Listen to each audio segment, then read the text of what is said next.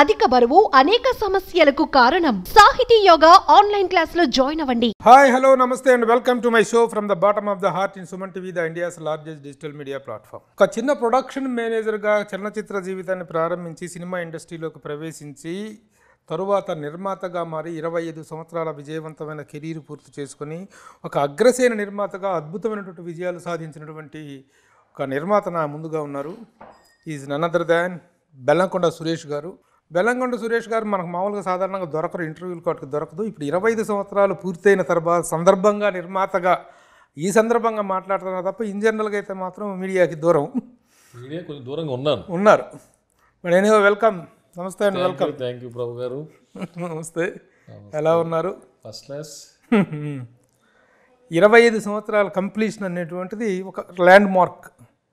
ఈ land mark టైంలో మనం ఒకసారి వెనక్కి తిరిగి చూసుకుంటే మనం ఎలా స్టార్ట్ అయ్యాము, ఎక్కడ స్టార్ట్ అయ్యాము, ఎలా టర్నింగ్స్ తీసుకుంది అనేటువంటి ఒక సింహావలోకనం అంటారు చూసారా, ఆ సింహావలోకనం చేసుకుంటే మీ కెరీర్ గురించి మీకేమనిపిస్తుంది? నా కెరీర్ బాగుంది, నేను చేయబోయే ప్రాజెక్టులు అన్నీ బాగున్నాయి. ఒక్కటే ఒక మిస్ అయ్యాం, శ్రీహరి అనేది. అది మాటలో చెప్పలేము. మనం సాంబయ్య తోటి మన లైఫ్ గ్రాండ్ సక్సెస్ఫుల్గా స్టార్ట్ అయింది. దానికి కారణం శ్రీహరి. మరి అలాంటి శ్రీహరి లేడంటే అదొకటి మనం తట్టుకోలేం. మనం 25 years ఎంజాయ్ చేసిన లైఫ్ని ఒక్కసారి వెనక్కి వెళ్తే శ్రీహరి గుర్తొచ్చాడంటే మనకి. శ్రీహరి ప్రస్తావన తీసుకొచ్చారు కాబట్టి అది మీకెంత అనుబంధం నిర్మాతగా తొలిది. శ్రీహరి ఈ పని చేసినటువంటి హీరో ఇంట్రడ్యూస్ అయినటువంటి తొలి చిత్రానికి నేను అసిస్టెంట్ డైరెక్టర్ బ్రహ్మనాయుడు, గురువుగారి సినిమా, దాసనారాయణరావు గారి ఇంటర్వ్యూ. నాకు బ్రహ్మనాయుడు వీటన్నిటికంటే ముందు నుంచే శ్రీహరి మంచి ఫ్రెండ్. బాలానగర్ నుంచి నేను కృష్ణాలో ఉన్నప్పుడు వచ్చేవాడు. ఈవినింగ్ అయితే ఆ కృష్ణాలో మొత్తం ఓపెన్ ప్లేస్ ఉండేది. ఆ రాళ్ళ కూర్చొని ఇద్దరం చెరొక బీర్ కొనుక్కొని సరదా బీర్ వేసేవాడు ఎంగేజ్లోనే. సో పొద్దున సాయంత్రం దాకా జిమ్కి వెళ్ళి కష్టపడి బాగా వెల్ ట్రైన్డ్ అనమాట. అప్పుడు ముందు నుంచి తెలుసు, ఇది నేషనల్ లెవెల్ ఛాంపియన్. సో అందుకని నాకు తొందరగా అతనితో సినిమా చేసే అవకాశం వచ్చింది. ముఖ్యంగా ఏంటంటే ఫ్రెండ్షిప్స్ని ఇచ్చే వాల్యూ కానీ తను హీరోగా ఎదిగిన తర్వాత కూడా చాలామందికి డైరెక్టర్లు, కొత్త డైరెక్టర్లు అవ్వచ్చు, చాలామందిని ఇంట్రడ్యూస్ చేయటంలో కానీ అందరిని డేట్లు ఇచ్చి ఎంకరేజ్ చేయటం కానీ చేశాడు. అంటే నేను అప్పుడు చెప్పా, మనం ఒక భుజం మీదే మోయాలి, ఇంటికి 4 పిల్లలు ఎందుకు పెడతారు, పడిపోకూడదని. నువ్వు అన్ని పిల్లలు నువ్వై మోస్తున్నావు, నువ్వు పడిపోతే పట్టించుకోరు, నువ్వు బాగుంటే అందరు బాగుంటారు, వద్దు సోదరా, ఈ ఒక్క విషయంలో నా మాట విను, నువ్వు కొన్ని అవాయిడ్ చేయంటే ఏమిరా అట్లా చెప్తావు, నువ్వు వచ్చినప్పుడు లేదా అని నేను వచ్చానని నేను ఫుల్ ప్లెడ్జర్గా సినిమా తీద్దామని పక్కాగా అన్ని కమర్షియల్గానే చేశాను. నువ్వు అలాగే చేయి, అందరికీ నువ్వు ఒకళ్ళతోటి మెహర్బానీ కోసం ఒకళ్ళని బరువు వేసుకోకు, మొత్తం బరువు మోయొద్దు అని చెప్పాను. ఎప్పుడు బరువు మోయటంలో కూడా కొంతవరకు మనం మోయగలగాలి. సిమెంట్ బస్తా 2 సిమెంట్ బస్తాలు వేస్తే మనం కూడా మోయలేం. ఆయన ఎక్కువ కష్టపడ్డాడు, ఎక్కువ బరువు మోసాడు. చేద్దామని తపనలో చాలా మంది బరువు మోసాడు. తను ఒకరోజు మా ఈవినింగ్ పిలిచి నన్ను, ప్రభు ఈ రోజు నుంచి నేను హీరో అవుతున్నాను, నా డేట్లు నువ్వు చూస్తున్నావు అని ఒక డైరీ కొనిపెట్టి ఒక పెన్ను నా చేతికి ఇచ్చి, యు ఆర్ మై మేనేజర్, ఇది చూసేటువంటి సెలబ్రిటీ మేనేజర్, నువ్వే డేట్ చూడాలంటే ఓకే అని చెప్పి డైరీ తీసుకున్నాను. నేను తీసుకున్న 15 రోజులకి 20 రోజులకి ఈ సీన్ వచ్చాడు. సీన్ వచ్చి అది కాంబినేషన్ సీన్ వచ్చి అడిగితే, అన్న ప్రభుకి ఇచ్చాను, ప్రభు ఇస్తే తీసుకొని నాకే అభ్యంతరం లేదని చెప్పాడండి. వచ్చి అన్న నీ దండం పెడితే నాకు ఇవ్వన్నాను, నేను చేసుకుంటా అన్న, ప్లీజ్ అన్న శ్రీహరి అన్న నీ దగ్గర తీసుకోమన్నాడు అన్న అంటే, సరే చేసుకోవయ్యా ఇచ్చాను. అక్కడ నుంచి ఆ టర్నింగ్ అలా తిరిగిపోయి తనే అతను టర్నింగ్ మార్చింది అంతే. నువ్వు ఉండి వేరేలాగా ఉండేది. కొంతమంది దగ్గర ఉంటే మనం చెప్పగలిగేవాళ్ళం, వాళ్ళు చెప్పింది వినేవాళ్ళం కాదు. ఎప్పుడు వాళ్ళు చెప్పింది మనం విన్నాం అనుకో, మన టాలెంట్ ఉండదు, వాళ్ళు పోతారు, మనం పోతాం. అక్కడ నువ్వు చేసిన తప్పు పెద్ద తప్పు. అది ఉంటే ఒక తర్వాత కూడా ఏదైనా పర్సనల్గా సలహా కానీ ఏదైనా, తను ఇద్దరు డాక్టర్లను చదివించాడు కదా, అది నా ద్వారానే నేను ఇది చేసి పెట్టిన వాళ్ళు. సూపర్. ఇవన్నీ ఒక అద్భుతమైన జర్నీ. సరే ఓకే, బెల్లంకొండ సురేష్ ఇంటర్వ్యూ చేయడానికి రాగానే ఫస్ట్ సాయి శ్రీహరి ప్రస్తావన రావటం అనేటువంటిది మన ఇద్దరికి తనతో ఉన్న అనుబంధానికి నిదర్శనం. Okay, anyhow we last wonderful persons. ఇంకోటి కాదు, సరే అతను పోవటం ఒకటి, గురువు గారు పోవటం అనేది ఇంకా ఇండస్ట్రీకి నష్టం. ఎందుకు తెలుసా, ఆయన అనేవాడు జనవరి 1కి మనం పొద్దున్నే లేచి స్నానం చేసి ఎక్కడికి వెళ్ళాలరా అంటే దాసగొండ గారి దగ్గరికి వెళ్ళాలి. ఈరోజు మనకి అది ఒక పెద్ద పండగలాగా.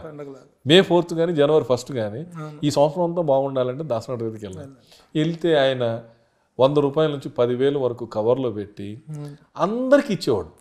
ఎంత వేల మంది వెళ్ళినా కూడా అందరికి ఇచ్చేవాడు, అందరికి భోజనాలు పెట్టి ఇచ్చేవాడు. ఏదైనా ప్రాబ్లం వస్తే అర్ధరాత్రి వెళ్ళి 1 గంటకి వెళ్ళి నేను 1 గంటకి వెళ్ళిన రోజు కూడా ఉంది. ఇలా ప్రాబ్లం వచ్చింది గురుగారు అంటే, సరేనా ఈ టైంలో ఎందుకురా పొద్దున్నే రారా అని చెప్పి పంపించేవాడు. పడుకున్నాడు దాసనారాయణరావు గారు, లేవరండి వెళ్ళిపోమని చెప్పే ధైర్యం ఎవరికి ఉండేది కాదు. ఎవరెళ్ళినా చిన్న పెద్ద ఎవరెళ్ళినా ఆయన 1 గంట కానీ లేచేవాడు, 2 కానీ లేచేవాడు. సమాధానం చెప్పి మనకి ధైర్యాన్ని ఇచ్చి పంపించేవాడు. మనకు కావాల్సిన టైంలో ధైర్యమే. ఆ ధైర్యాన్ని ఇచ్చేవాడు. 4th వెళ్తే పండగ వాతావరణం ఉండేది. ఇప్పుడు ఇండస్ట్రీలో, తెలుగు ఫిలిం ఇండస్ట్రీలో, తెలుగు రాష్ట్రాల్లో అలాంటి వ్యక్తి లేడు. అలాగా చెప్తే పెద్ద దిక్కు లేదు, టోటల్గా పెద్ద దిక్కు లేకుండా అయిపోయింది ఇండస్ట్రీకి. You don't believe. ఒకసారి చెప్తాను నేను, ఒక చిన్న ఉదాహరణ వచ్చింది కాబట్టి.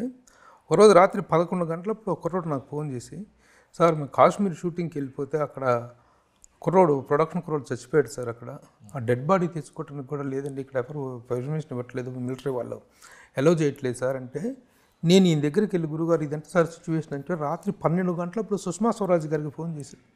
నైట్ 12 o'clock ఫోన్ చేస్తే ఆయన పిఏ మాట్లాడి, మేడం గారు ఇప్పుడు పడుకున్నారండి, వీ విల్ టేక్ కేర్ అని చెప్తే మార్నింగ్ కల్లా డెడ్ బాడీ తీసుకొస్తారు. అదే అంతా అదే ఆయన అదే ఎనీథింగ్ పాసిబుల్ ఉండేది, ఎనీథింగ్. ఆయన అలాంటి వాళ్ళు ఎవరు లేరని ఫీల్ అవుతున్నారు ఈరోజు కూడా. ఇంతకుముందు హీరోల దగ్గరికి జనవరి 1st వస్తే ఉగాది రోజు అందరం వెళ్ళి వాళ్ళు డేట్లు ఇస్తారు, డైరెక్టర్లు హీరోలు అని కాదు, ఓ మంచి వాతావరణం కోసం. ఎందుకు వాళ్ళు పలానా దగ్గర షూటింగ్ జరుగుతుందంటే మనం వెళ్ళేవాళ్ళం. ఎంత పెద్ద హీరో అయినా వెళ్తే పిలిచి కూర్చోబెట్టి కాఫీ టీ ఇచ్చి, ఏంటంటే ఇలా కథ ఉందండి, ఓ డైరెక్టర్ ఉన్నాడంటే డేట్లు ఇస్తే ఇచ్చేవాళ్ళు, లేకపోతే స్మూత్గా లేదన్నా కమిట్మెంట్స్ ఉన్నాయని పంపించేసేవాళ్ళు. కనీసం కలవగలిగేవాళ్ళం. ఇప్పుడు కలిసే కల్చర్ లేదు అసలు. నీకు జనవరి 1st కాదు ఉగాది రోజు కూడా ఎవరిని ఇండస్ట్రీలో కలిసే పొజిషన్ లేదు. ఎందుకు, వాళ్ళ పర్సనల్ ఎజెండాలతో ఎటు వెళ్తున్నారు, ఏం చేస్తున్నారు ఎవరు చెప్పట్లేదు, తెలియనీయట్లేదు.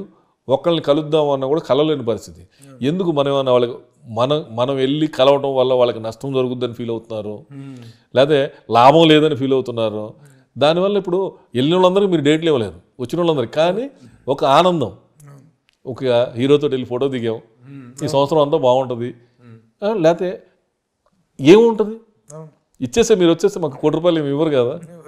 కానీ ఆ కలిసే ఆనందం ఎవరు చేతనైంది. 1వ తారీఖు వెళ్తే ఎంత కలకల్లాడుతుండేది దాసనారాయణ దగ్గరికి. ఇప్పుడు ఎవరు లేదనే బాధ అయితే చాలా పెద్ద బాధ. ఇది ఇండస్ట్రీలో ఈరోజు జరుగుతున్న పరిణామాలకి ఆయన ఉంటే సాధారణంగా అంటే ఎవరైనా పెద్దోళ్ళు పోయినప్పుడు ఆయన లేని లోటు తీర్చలేంది అంటారు. కానీ అది 100% ట్రూ అయింది మాత్రం ఒక దాసరి నారాయణరావు గారి విషయంలో. ఆయన లేని లోటు ప్రస్ఫుటంగా కనిపిస్తుంది. నిన్న వాళ్ళ జరిగే కొన్ని పరిణామాలు అదే ఆయన ఉంటే. ఇప్పుడు అయినా ఇండస్ట్రీలో ఎవరన్నా తెలిసిన వాళ్ళు ఫ్రెండ్స్, నీకు కోపం ఉండొచ్చు, పగ ఉండొచ్చు, ఏది ఉండొచ్చు, ఇది తప్పు రైట్ అని ఒక మనిషిని పిలిచి ఇలా కాదు మనం బజార్ను పడకూడదు, రోడ్డు మీద పడకూడదు అని చెప్పి చేద్దామని లేదు, ఎంజాయ్ చేస్తున్నారు. అంటే ఒక సెలబ్రిటీ గొడవలు పడితే ఎంజాయ్ చేస్తున్నాం. అదే ఇలాంటి అందరిలో ఉంటాయి, మ్యాక్సిమం చాలా ఇళ్లలో ఉంటాయి ఆస్తులు కూడా. మనం టీవీలో చూస్తున్నాం. వాళ్ళు సెలబ్రిటీ కాదు, వాళ్ళ దగ్గరికి వెళ్తే ఏం జరగదు. సుమన్ టీవీలో మీ పర్సనల్ అండ్ బిజినెస్ ప్రమోషన్స్ కోసం కింది నెంబర్కి కాంటాక్ట్ చేయండి.